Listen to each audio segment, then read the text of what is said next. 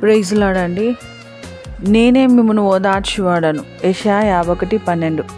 అవును, ఆయన మనల్ని ఓదార్చే దేవుడిగా ఉన్నాడు. ఎలా ఓదారుస్తాడు? ఈ దినాలలో మనకు వాక్యం అంటే లోతుగా తెలియకపోవడం వలన ఆయన ఓదార్పు మనకు అర్థం కావడం లేదు. వాక్యం తెలియకపోతే దేవుని ఎలా ప్రార్థించాలో ఇంకా అర్థం కాదు. కానీ చదువున్నా లేకున్నా వినుట వలన విశ్వాసం కలుగుతుంది. అది క్రీస్తుని గూర్చి వినుట వలన అని అంటున్నారు. కాబట్టి ఎక్కువగా పాటలను వినండి లేదా వాక్యాన్ని వినండి. ఇప్పుడు ఫోన్స్ అందరికీ దగ్గరగా ఉన్నాయి కదా.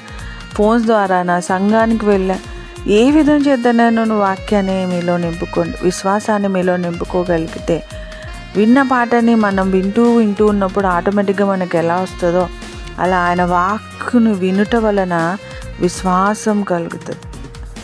సో ఒక పాట ఇష్టంగా పాడుతున్నప్పుడు లేదా ఇష్టంగా ప్రార్థన చేస్తున్నప్పుడు ప్రభు మనతో ఒక వచనం ద్వారానో ఒక దర్శనం ద్వారానో ఒక పాటలోని భావం ద్వారానో మాట్లాడతాడు. అది ఎంత గొప్ప ఓదార్పునిస్తుందంటే అద్భుతం. అది మన మనస్సులో నుండి ఆ ఆలోచన ఇచ్చింది దేవుడే అని గ్రహించగలిగితే నీవు ధన్యుడవు, ధన్యురాలు. సో అలాంటి ధన్యత ఒకట మనందరికీ కలుగును గాక. ఇక ఓదార్పు మన జీవితంలో మన సొంతమే చేసుకొని బ్రతకడం కాదు, కానీ మనం కూడా అనేకులకు ఓదార్పుగా ఉండటం కావాల్సిన కృప ప్రభు విస్తరింపచేసి దీవించి మహిమనొందును గాక. గాడ్ బ్లెస్ యూ అండి. God bless you all.